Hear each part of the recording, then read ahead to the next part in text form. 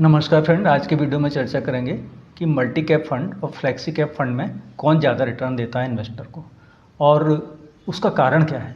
वो जानना ज़्यादा महत्वपूर्ण है क्योंकि तब आप कन्विक्शन के साथ डिसीजन ले सकते हैं कि आपको किस तरह के फंड्स में इन्वेस्ट करना सही रहेगा। तो सबसे पहले यह जान लेते हैं कि फ्लेक्सी कैप फंड और मल्टी कैप फंड में अंतर क्या है। देखिए, फ्लेक्सी कैप फंड में सेबी के वर्गीकरण के अनुसार आपको सिर्फ एक ही स्टिपुलेशन है फंड मैनेजर के ऊपर कि उसको 65% जो फंड का AUM है वो उसको इन्वेस्टेड रखना है इक्विटीज़ में। इसके अलावा कोई दूसरा स्टिपुलेशन फ्लेक्सी कैप फंड के फंड मैनेजर के ऊपर सेबी ने नहीं लगाया है। वहीं दूसरी ओर जो मल्टी कैप फंड्स हैं उसमें सेबी ने वर्गीकरण अलग तरह से किया है। उसमें सेबी ने यह स्टिपुलेशन लगाया है कि फंड मैनेजर को कम से कम 25% स्मॉल कैप में, अनदर 25% मिड कैप में और अनदर 25% लार्ज कैप में हर समय इन्वेस्टेड रहना ही है। और जो बचा हुआ 25% है वह फंड मैनेजर अपने डिस्क्रिप्शन के अनुसार किसी भी मार्केट कैपिटलाइजेशन की कंपनीज में इन्वेस्ट कर सकता है।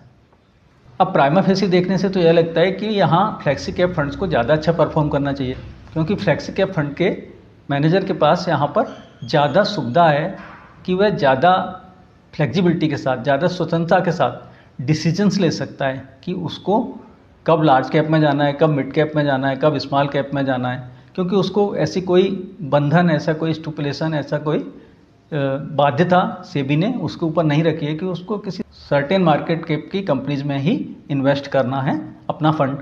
लेकिन वहीं जो मल्टी कैप फंड का फंड मैनेजर है उसके ऊपर तो सेबी की बाध्यता है कि उसको 25% each small cap, multi cap और लार्ज कैप में इन्वेस्टेड रहना ही है।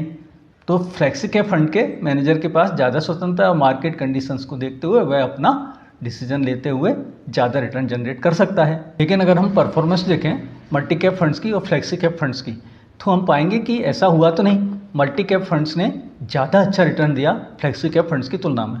अब ऐसा हुआ क्यों, इसका कारण क्या है? तो इसका कारण है डिसिप्लिन। जो डिसिप्लिन सेबी ने इम्पोज किया मल्टी कैप फंड के फंड मैनेजर के ऊपर, क्योंकि मल्टी कैप फंड के फंड मैनेजर के लिए यह बाध्यता है कि वह 25% स्मॉल कैप में और 25% मिड कैप में हर समय इन्वेस्टेड रहे। तो जब मार्केट में डाउनफॉल आता है और NAV एकदम नीचे आती है, शेयर मार्केट एकदम से नीचे गिरता है, तो स्मॉल कैप और मिड कैप, क्योंकि हाई बीटा और हाई अल्फ़ा ये शेयर्स होते हैं, तो बहुत तेज़ी से नीचे आते हैं।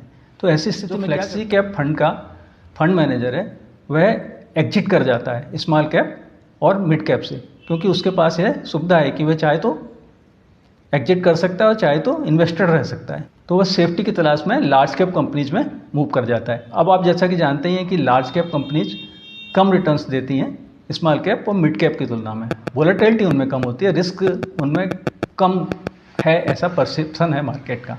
तो फंड मैनेजर भी वही करता है कि जब मार्केट गिरता है, फ्लेक्सी कैप फंड का फंड मैनेजर भी यही करता है कि जब मार्केट गिरता है तो वह स्मॉल कैप और मिड कैप से निकल के लार्ज कैप में मूव कर जाता है। जबकि मल्टी कैप फंड का मैनेजर चाहते हुए भी नहीं कर सकता क्योंकि सेबी की बाध्यता है। तो वह जब मार्केट में अभी प्राइस पे स्मॉल कैप और मिड कैप शेयर्स अवेलेबल हो रहे होते हैं तो वह उनमें इन्वेस्टेड रहता है और उसकी बाध्यता के अंतर्गत वह 25% वह इन्वेस्टेड रहता ही है उनमें। तो जिसके चलते जब मार्केट रिकवर होता है तो रिकवरी भी स्मॉल कैप और मिड कैप शेयर्स में फास्ट होती है बजाय लार्ज कैप की तुलना में।